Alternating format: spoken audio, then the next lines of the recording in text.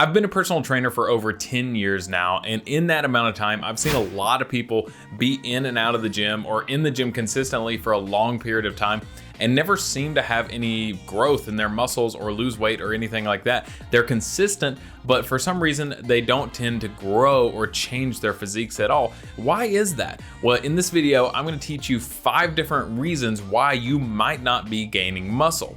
So let's go ahead and get started with reason number 1, which is you might actually be doing too much, or you might specifically be doing too much cardio. Now, don't get me wrong, cardio is great, and especially if you're an athlete or if you care about longevity, you should be working on things like your VO2 max or your zone 2. You should be working on your speed, your power development, all that sort of stuff you should be doing, and it's really good for you. But if your primary goal during this season of your life is to put on muscle, that might mean that you need to cut back just a little bit depending on how much you're doing. Now, if you're just sitting at home on the couch all day long and then you're going to work out and you're training with weights and stuff and that's it, that's all you're doing, yeah, you could probably add in some steps. So a good thing that you could do is probably just track your steps, make sure you're having like at least 8,000 steps or so a day. Now, if you're trying to lose weight while maintaining muscle, then you may want to have more steps than that, like 10,000, 12,000, something like that. But the point is, you're not doing like extremely hard cardio, like you're not playing basketball games all the time, or you're not doing jujitsu, you're not running, doing sprints, stuff like that, or you're not running like marathons. Anything like that, if you're doing too much of it and it's just fatiguing you over and over and over, tends to break down the muscle or at least fatigues you so much to where you can't get in really solid workouts. So evaluate where you're at in terms of cardio. Do you need to cut out some of that? Is that really stunting your growth in terms of muscularity? And keep in mind, you don't have to do it forever. You don't have to cut it out forever, just in this season where you're trying to grow muscle mass. So think about that. That's number 1. Number 2 would be not choosing the right exercises. So that makes a lot of sense. It's just honestly common sense. You got to make sure that you're choosing the right exercises to grow the muscles that you want to grow. So if you want to hit your biceps, make sure you're doing bicep curls. I have another video on the right kind of exercises. I'll link that in the description down below. But you want to make sure you're choosing very effective exercises. So for instance, like I covered this in the other video, but you don't want to do necessarily dumbbell curls all the time. There might be better options. You might want to do something that stretches the muscle out a little bit more. So think about that. Make sure you're choosing the right exercises that's effectively growing the muscle, and that will save you a lot of time in the gym. That's number 2. Number 3 is not having the right amount of sets and reps. Too many people go in and they're just like powerlifting or, strength training to the degree where they're only doing like 1 to 5 reps or so. And don't get me wrong, those are great, especially if you want to work on your strength.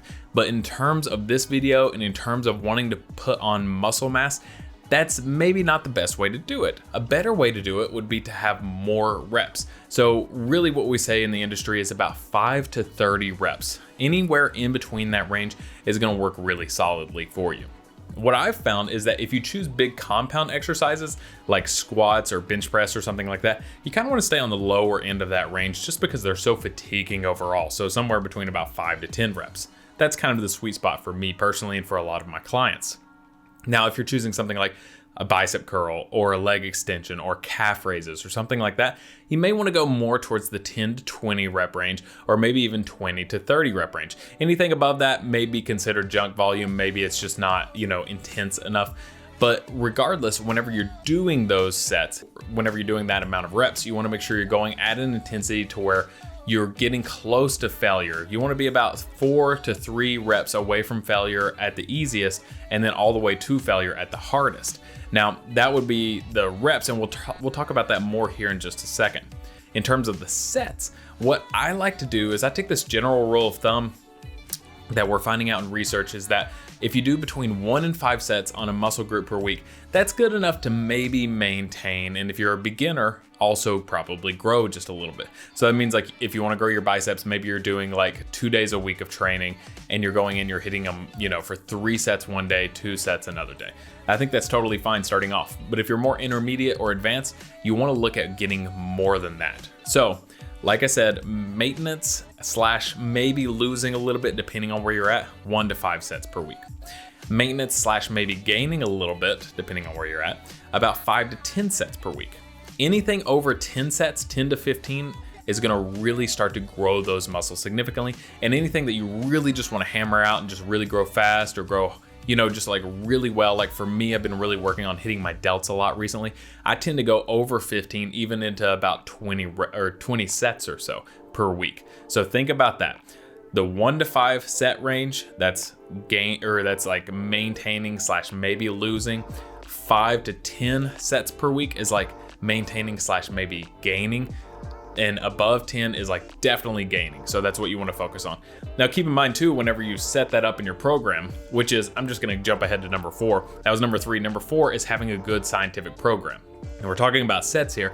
Whenever you're setting that into your program, it's hard to hit every single muscle group at 10 sets plus per week. That's just hard to do because that's a lot of sets that builds up over time.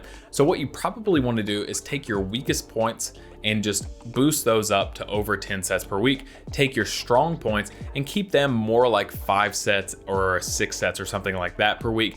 And then ones where you just naturally have them, like for me, I have naturally decent calves. So usually I just hit those like 3 to 5 sets per week. That way I can save time and be as efficient as possible with my training. Now, on top of that, what you want to do is make sure you're having a good scientific program where you start what's called a mesocycle. That's about 4 to 6 weeks or so. Start it pretty light. Like I said, keep in that rep range of about 5 to 30-ish reps, and start with something like 3 or 4 reps away from failure. So like if you could ultimately do like 15 reps of a curl, you're stopping at like 14 reps or 12 reps, somewhere around there. And then, so you're getting close to failure, but you're not quite hitting it. Then the next week, you would just take off one of those reps, or add a rep, I should say.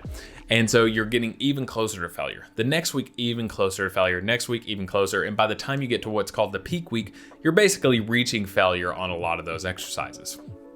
Now, after that, it's important to have a deload week.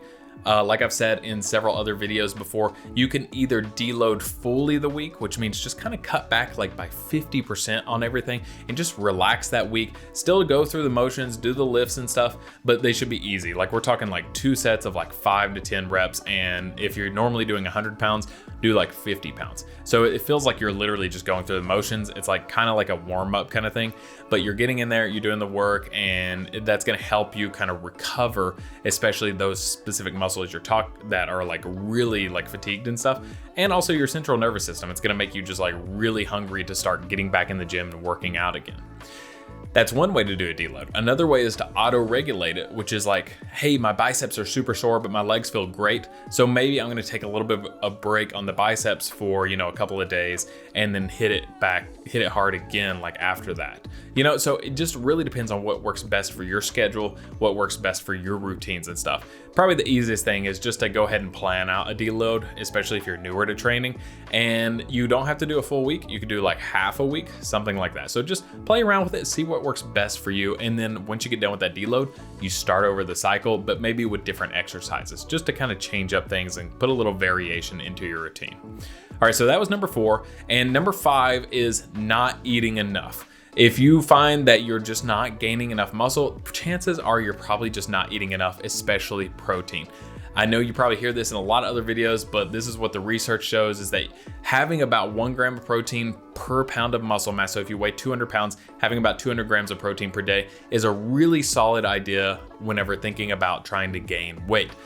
Research has also showed that you really don't even need that much. You can also have a lot less, at like 0.6 to 0.7 times your body weight. So like if you weigh, 100 pounds, just to make it easy, you could have like 60 grams of protein or 70 grams of protein. So if you doubled that, like if you weighed 200 pounds, it'd be 120 to 140 grams of protein per day. And you should still be good. But on top of that, it's important to make sure you're still having enough fats and carbs. You're still having the proper amount of calories. Protein's the most important, along with having the amount of calories. So if you need to gain weight, you have to have a hypercaloric diet. You need to eat more so that you're gaining. If you need to lose weight, like lose body fat, then you just need to have a little bit less calories. So I hope you learned something about gaining muscle in this video. If you enjoyed it, feel free to give it a thumbs up and subscribe. If you want to learn more about which exercises to do and which exercises maybe not to do, check out this video right here. And I appreciate you watching, and I'll catch you in the next video.